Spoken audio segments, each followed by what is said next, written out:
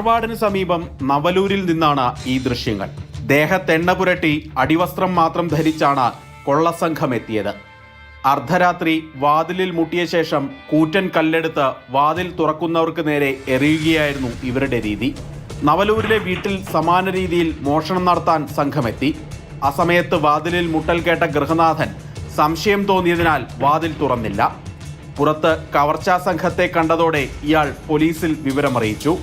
ഇതിനിടയിൽ സംഘം വാതിൽ തല്ലിപ്പൊളിക്കാനും ശ്രമിക്കുന്നുണ്ട്.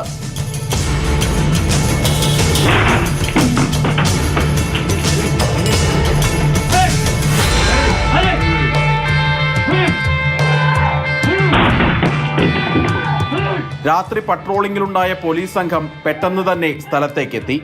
പോലീസിനെ കണ്ട കവർച്ചാ സംഘം കയ്യിൽ കരുതിയ ആയുധങ്ങൾ ഉപയോഗിച്ച് ആക്രമിച്ച് രക്ഷപ്പെടാൻ ശ്രമിച്ചു. സംഘത്തിന് നേരെ പോലീസ് നിറയൊഴിച്ചു. പ്രതികളിൽ ഒരാൾക്ക് കാലിൽ വെടിയേറ്റിട്ടുണ്ട്.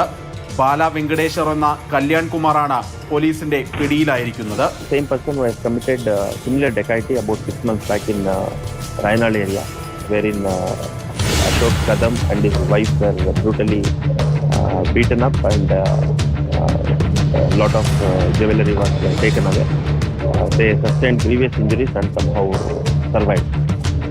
And this person has more than 50 cases against him in Karnataka, Tamil Nadu, Andhra, Telangana, and he belongs to the Kurnool area. And basically he is from that criminal entity.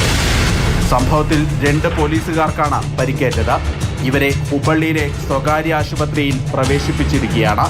നേരത്തെ ഹുബ്ബള്ളിയിലെ സത്തനൂരിൽ നടന്ന കവർച്ചാ കേസിന് പിന്നിലും ഇതേ സംഘമാണ്.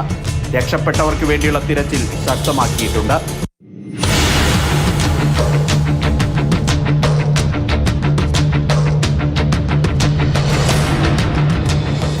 Mathrubhumi news, Bengaluru.